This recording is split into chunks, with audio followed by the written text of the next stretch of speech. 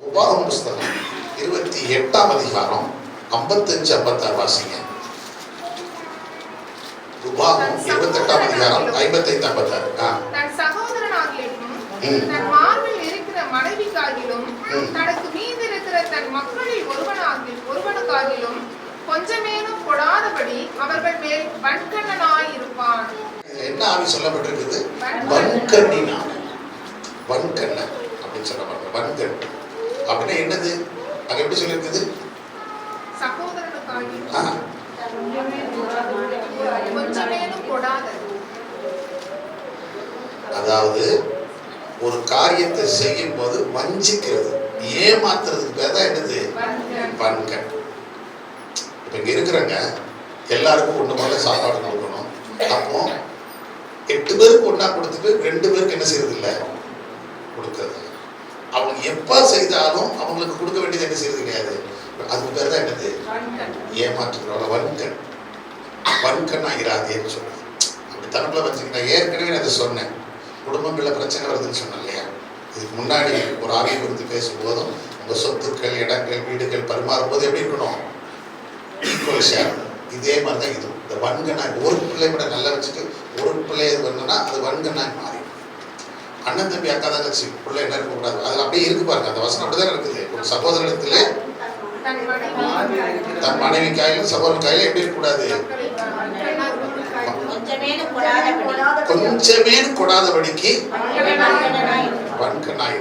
அல்லது வன்கண் அப்படிங்கிறவன் கொஞ்சம் ஒருத்தர் செஞ்சுக்கிட்டே இருப்பான், ஒருத்தருக்கு என்ன செய்யறதே கிடையாது, செய்யறதே கிடையாது, கொடுக்கவே மாட்டான். அதுக்கு தான் அந்த வன்கண் நமக்குள்ள என்ன செய்யக்கூடாது. அந்த ஆவி ஒன்று இருக்குது. அப்போ வன்கண்ணின் ஆவியிலிருந்து நம்ம என்ன செய்யப்படணும்? பாதுகாக்கணும். நமக்கு இருக்கிற ஷேர் எல்லாருக்கும் வேத வசனம் சொல்லுது. பங்கிடுகிறவன் எப்படி இருக்கணும்? வஞ்சனை இல்லாமல் என்ன செய்யக்கூடாது, பங்கிடக்கூடாது. பகிர்ந்து கொடுக்கிறவன் எப்படி இருக்கட்டுமா? வஞ்சனை இல்லாமல் பகிர்ந்து கொடுக்கணும். அவங்க எது நமக்கு தேவை, அதுக்கு நாங்கள் தேவைன்னா நமக்கு எடுத்துக்கணும். மீது யாருக்கு கொடுக்கணுமோ அவங்களுக்கு என்ன செஞ்சுக்கணும், கொடுக்கணும். கொடுக்குற 2 பேருக்கு இடம் கொடுத்துடணும். இது வந்து குரங்கு எதை பிச்சு கொடுத்த மாதிரி, பண்ணை பிச்சு கொடுத்த மாதிரி கதை ஆயிடக்கூடாது. அப்படிதானே? படிச்சுக்கே இல்லை கதை. ஒரு குரங்கு என்ன செஞ்சான்? யாருக்கு பிச்சு கொடுத்துச்சான்? 2 பூனை இருந்துச்சான். அது 2 சண்டை போட்டுட்டே இருந்துச்சான். குரங்கு கேட்டுச்சான், என்னது? இல்லை, இந்த பண்ணை இந்த ரொட்டியை பாதியை பிக்கணும் அப்படின்னா அது எப்படி பிச்சுக்கிறதுன்னு எனக்கு தெரியல. பிரச்சனை பிச்சா என்ன செய்ய, ஒரு சைடு பெருசாகிடுச்சு. இப்போ நீ இதை எடுத்துக்கோ, நான் அதை எடுத்துக்கோ, ஒன்றும் பிரச்சனை, நான் எடுத்துக்கிறேன், பார்த்துக்கிறோம். உங்கள் 2த்துக்கு நான் என்ன பண்ணி கொடுத்துருந்தேன், பங்கு போட்டு கொடுத்துருந்தேன்னு சொல்லிட்டு அதை எடுத்துச்சான். அந்த பெரிய பகுதியிலேருந்து ஒரு கப்புன்னு ஒரு பெரிய வச்சு வாயில போட்டு வச்சான். இப்போ 2 வச்சுச்சான். இப்போ அது பார்த்தீங்கன்னா இது பெருசாகிட்டு இல்லையா, அதை எடுத்து அதுல இருந்து ஒரு பகுதி எடுத்தான். இப்போ எடுத்த உடனே இது பெருசாகிட்டு, இது சிறுசாகிடுச்சு. உடனே இது அந்த பெருசாக இங்கிறது இருக்கு. ஆக இது 2 பார்த்துட்டே இருக்குதான். இது எழுதிட்டு இருக்குது. இது பெருசா, இது பெருசு, இது பெருசு, இது பெருசு, மொத்தத்தையும் சாப்பிட்டு போயிடுச்சு. அந்த மாதிரில கூட கொடுத்தா என்ன செய்யணும்? Equal share. சத்தமுறையிலே சொல்லுங்க. அல்லேலூயா. அந்த 2 கண்ணையும் ஒன்று போல நம்ம என்ன செய்யணும்? பராமரிக்கணும். ஒரு கண்ணு பிரச்சனை இல்லாத சிக்கல் இருக்குது. அது 2 கண்ணையும் நம்ம ஒன்று போல தான் என்ன செய்யணும்? பராமரிக்கணும். அதே போல வேதம் சொல்லுது, நீங்கள் வன்கண் ஆகிறாதீங்க. ஒன்று கொடுக்கும் போதோ, எடுக்கும் போதோ, சாப்பிடும் போதோ, எந்த பரிமாறினாலும் எப்படி இருக்கக்கூடாது? வன்கண்களாக என்ன செய்யக்கூடாது? இருக்கக்கூடாதுன்னு சொல்லியிருக்கு. நீங்கள் வாசித்து பாருங்க. மத்தேயு சுவிசேஷம் 20ஆம் அதிகாரம் 12-16 வரைக்கும் வாசித்து பாருங்க. இயேசு கிறிஸ்து சொல்லும் போது ஒரு வார்த்தை சொல்லுகிறார். எப்படி சொல்றாருன்னா, தனக்கு வீட்டில் பணி செய்ய, தோட்டத்தில் பணி செய்வதற்கு ஒருத்தர் வேலைக்காரன், தனக்கு ஒரு எஜமானன் தன் வேலைக்காக ஆட்களை கூப்பிடுறான்.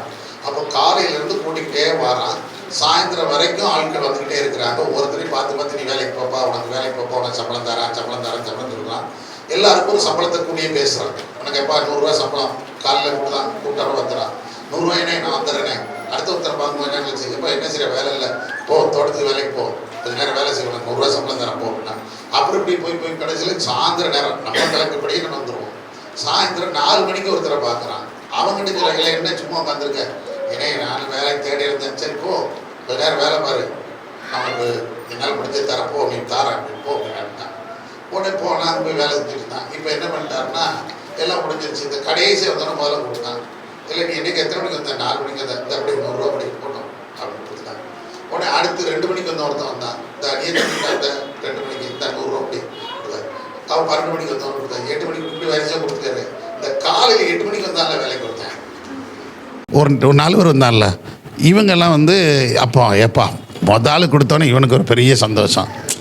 I am very happy. என்னென்னா 4 மணிக்கு வந்தவனுக்கு எவ்வளோ கொடுத்துட்டாரு. அப்புறம் நம்ம காலையில் எத்தனை மணிக்கு வந்துட்டோம், 8 மணிக்கு வந்துட்டோம். அப்போ எப்படி குறைஞ்ச ஒரு 300-400 ரூபா நம்ம கொடுத்துருவார் அப்படின்னு நினச்சிட்டான். கடைசியில் அந்த ஆளுக்கும் எவ்வளோ தான் கொடுத்துருக்கான், 100 ரூபா தான் கொடுத்துட்டான். கொடுத்தோன்னே இவனுக்கு ரொம்ப கடுப்பாகி போச்சு. உடனே முதலாளி, என்னப்பா கொஞ்சமாவது உங்களுக்கு ஈவு இறக்கம் இல்லையா, உங்கள் ஈவு இறக்கம் கிடையாதா? அவன் இப்போ தான் வந்தான், அதுவும் டீ குடிக்கிற டைமுக்கு வந்திருக்கான்.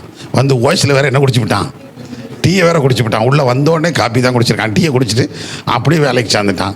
இப்போ மணி பாருங்க 1.5 மணி நேரம் கூட ஆகலை. அவனை உடனே வீட்டுக்கு அவன் போகிறான். வந்தான் போனால் அவனுக்கு 100 ரூபா விடுது. நான் இத்தனை மணி நேரம் உடனே எப்பா இங்கே வா, உனக்கு நான் கூப்பிடும்போது உனக்கு என்ன சொன்னேன், 100 ரூபா தரேன், ஒன்று தூரம் தண்டேன்னா அதோடு நிறுத்திடு. அடுத்து வந்தவனுக்கு எவ்வளோ கொடுக்கணுங்கு என்னுடைய இஷ்டம். நான் 5 ரூபாயும் கொடுப்பேன், 50 ரூபாயும் கொடுப்பேன்.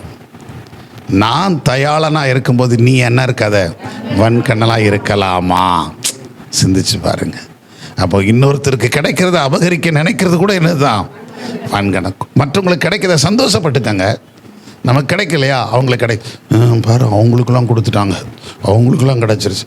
இந்த 5000 ரூபாயில் எத்தனை பேருக்கு அந்த பிரச்சனை, அவங்களுக்கெல்லாம் வந்துடுச்சாம்பா.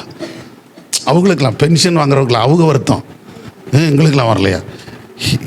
என்கிட்ட ஒருத்தர் இப்படி சொன்னேன், இல்லையா எங்களுக்கெல்லாம் என்ன, எங்களுக்கெல்லாம் பென்ஷன் மாதம் வாங்குறீல்ல, நீங்கள் மாதம் 10,000 வாங்குறீல்ல, அவன் வருஷத்துக்கு 5 ரூபா தானே கிடச்சிருக்குது. அப்போ யோசிக்க வேண்டாமா? இதான் அவர்கிட்ட கேட்டேன், மாதம் உங்களுக்கு எவ்வளோ பென்ஷன், எனக்கு ஒரு 10,000 ரூபா வரையா மாதம், அப்போ வருஷத்துக்கு எவ்வளோ 12,000 ஆச்சுல்ல, அவங்களுக்கு மொத்தத்துக்கு எவ்வளோ தான் வருது, ஒரு வருஷத்துக்கு 10,000னா வருஷத்துக்கு என்னாச்சு 1,20,000 ஆச்சுல்ல, அவனுக்கு மொத்தமே வருஷத்துக்கு எவ்வளோ தான் வருது, 12,000 தான் வருது. நீங்கள் ஒரு மாதம் வாங்குறதா மொத்தமாக வாங்கியிருக்கிறான். இதில் என்ன சொல்லியிருக்கிறதுக்கு என்ன இருக்குது சொல்லுங்கள் பாப்பா. ஆமாய்யா, சரி தான் ஐயா. இதை கூட யோசிக்காமல் இருக்காங்க.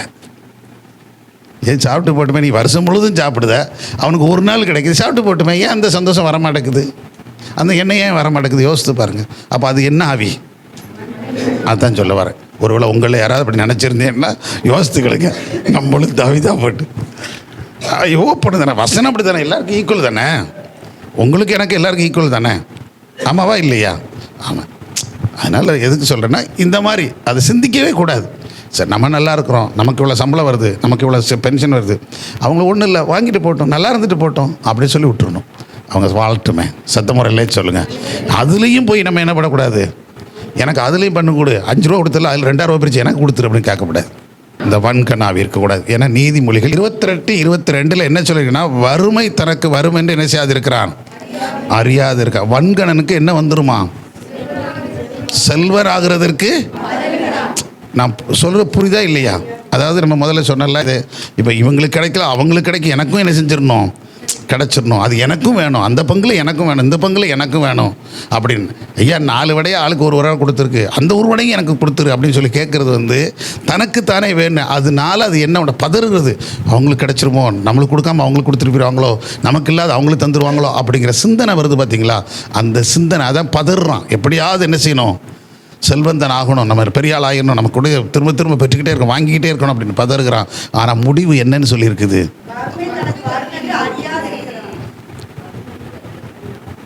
வறுமை தனக்கு வரும் என்று அறியாது இருக்கான். லேர சொல்லிடுறேன், நல்லா புரிஞ்சுக்கிடுங்க. இந்த சமூகத்தில் எவையெல்லாம் அடுத்தவங்க கூட இதெல்லாம் அபகரித்து தனக்கு வேணும்னு நினச்சி எடுத்துக்கிறானோ அது அவனோட முடிஞ்சு போயிடும். ஆனால் அவன் பிள்ளை இதை விட வறுமையில் தான் வாழும், அவன் பேரன் பேத்தி இதை விட வறுமையில் போயிடுவாங்க. ஒரு நேரம் கஞ்சிக்கு கூட வழி இல்லாமல் என்ன அடைவாங்க. நான் சாபன்னு சொல்லலை, இதுதான் நடக்கும். ஏன்னா எவையெல்லாம் இழந்தானோ, எவையெல்லாம் ஏமாற்றப்பட்டானோ அவன் எல்லாரும் அதை என்ன பண்ணுவாங்க, வயிற்றெரிச்சலை சபிச்சிருப்பாங்க, சாபம் போட்டிருப்பாங்க. ஏன்னா அவன் ஒரு நேரம் சாப்பாடை கூட சாப்பிட முடியாமல் தான் வினைஞ்சிட்டு இருந்திருப்பான், பிடுங்கியிருப்பான். நீ சாப்பிட்டா நான் சாப்பிட நிறைய பேர் நடந்துருக்க பார்த்துருக்குறோம். இன்றைக்கி நம்ம ஜோமன் அந்த வட்டி கொடுத்தவங்களாம் பார்த்திங்கன்னா அப்படி போகிற வீட்டில் இருக்கிறத போய் சாப்பிட்ற தட்டை கூட என்ன செய்வாங்க, உனக்கு சோறு, எனக்கு வட்டி கொடுக்க தெரியால, எனக்கு ரூபா கொடுக்க முடியல, உனக்கு சோறு வர இதால அப்படின்னு சொல்லி எத்துனவங்கெல்லாம் எனக்கு தெரியும். வீடுகளில் சாப்பிட விடாமல் சோத்து பானையை மிதித்து தள்ளின விட்டவங்க, தண்ணி பானையை கொட்டி விட்டவங்க, அப்படியெல்லாம் ரவுடிசம் மாதிரி பண்ணுறவங்களாம் எத்தனையோ பேர் இருக்கிறாங்க. அவன் நினச்சிக்கணுமா நம்ம இப்படி பண்ணி பிடுங்கி நம்ம வாழ்ந்துடலான்ட்டு? அது உன் காலம் வரைக்கும் தான் இருக்கும்.